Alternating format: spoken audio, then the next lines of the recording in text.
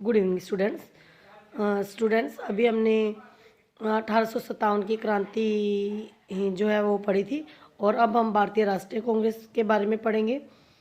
1857 के विद्रोह ने भारतीयों को एक बात सिखा दी कि कि हमें आज़ाद होना है। स्वतंत्रता की भावना जो भारतीयों में पैदा जगा दी और उन्हें ये बात समझ में आ गई थी कि अगर हमें आज़ाद होना है, स्वतंत्र होना है, तो पहले हमें अपने दोषों को या हमारी जो कमियां हैं समाज में उसे दूर करना होगा। उस समय समाज में बहुत सी सामाजिक बुराइयां फैली हुई थी।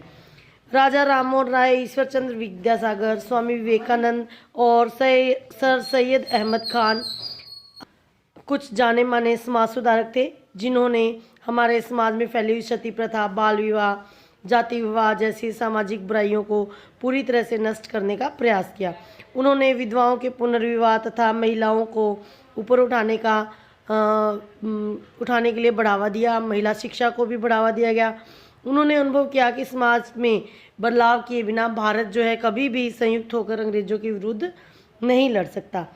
इन सब विचारों ने या हम लोगों की इस सोच ने मिलकर सन 1885 में भारतीय राष्ट्रीय कांग्रेस की स्थापना हुई। इन सब बातों के या इन विचारों से प्रभावित होकर लोगों ने मिलकर 1885 में भारतीय राष्ट्रीय कांग्रेस की स्थापना की। भारतीय राष्ट्रीय कांग्रेस भारत की पहली राजनीतिक पार्टी थी। विभिन्न राजनीतिक पृष्ठभूमि के लोग जो है इससे जुड़े हुए थे। उन्होंने ब्रिटिश शासकों का ध्यान अपनी समस्याओं की ओर आकर्षित करने का प्रयास किया।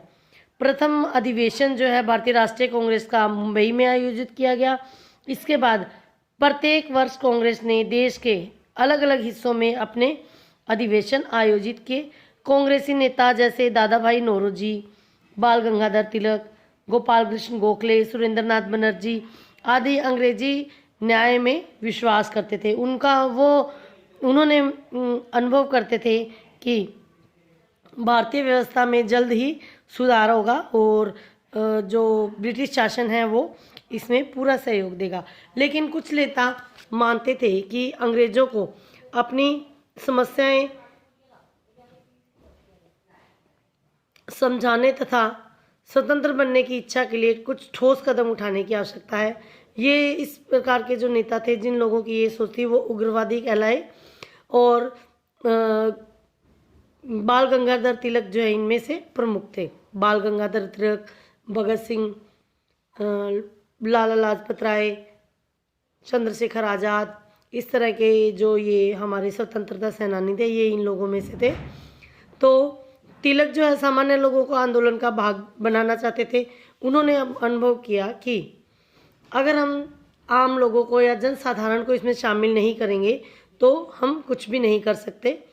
तिलक का समाचार पत्र केसरी जो है वो ब्रिटिश शासन का बहुत बड़ा आलोचक था। नेक्स्ट टॉपिक है फूट डालो और राज्य करो की नीति। भारतीय राष्ट्रीय कांग्रेस दिन प्रतिदिन मजबूत होती जा रही थी और संपूर्ण देश जो है वो मार्गदर्शन के लिए इसकी ओर देखता था। अंग्रेज इससे डर गए। उन्होंने इसके आंदोलन और गतिविधियों को रोकने का बहुत प्रयत्न किया और उन्होंने फूट डालो राज करो की नीति के बारे में सोचा। चूंकि बंगाल जो है वो राष्ट्रीय आंदोलन का प्रमुख केंद्र था उस समय, इसलिए अंग्रेजों ने बंगाल को बांटने का निश्चय किया। उन्होंने बंगाल को दो हिस्सों में, पूर्वी बंगाल और पश्चिमी बंगाल में बांट दिया। पूर्वी बंगाल को उन्होंने मुसलमानों के लिए और पश्चिम बंगाल को उन्होंने हिंदुओं के लिए बनाया। सन 1905 में बंगाल का बंटवारा हो गया। पूरे देश ने बंगाल विभाजन का विद्रोह किया और लोग ये समझ गए थे कि ब्रिटिश जो है वो उन्हें बांटना चाहते हैं। मुस्लिम लीग की स्थापना दिसंबर 1906 में हुई। ढाका में नवाब सलीमुल्लाह खान की अध्यक्षता में हुई। आगा खान इसमें तुरंत शामिल हो गए और मोहम्मद अली जिन्ना सन 1913 में लीग में शामिल हुए। उसके बाद है स्वदेशी आंदोलन। सन अगस्त 1905 में आयोजित एक बड़ी सभा में अंग्रेजी सामान का बहिष्कार करने का निर्णय किया। इसका अर्थ था कि केवल भारत में बनने वाले सामान का ही प्रयोग किया जाए। विद्यार्थी और महिलाएं भी बड़ी संख्या में इस आंदोलन में विद्यार्थियों और महिलाओं ने भी हिस्सा लिया। उन्होंने धरने दिए और लोगों को उन दुकानों पर नहीं पहुंचने दिया जहां विदेशी सामान बेचा जाता था। इसके कारण भारत में कपड़ा मिलों, बैंकों, साबुन और पेन की बहुत सारी फैक्ट्रियां स्थापित हुई और अंग्रेजों द्वारा बनाए गए सामान को की होली जलाई गई। आंदोलन भारत के सभी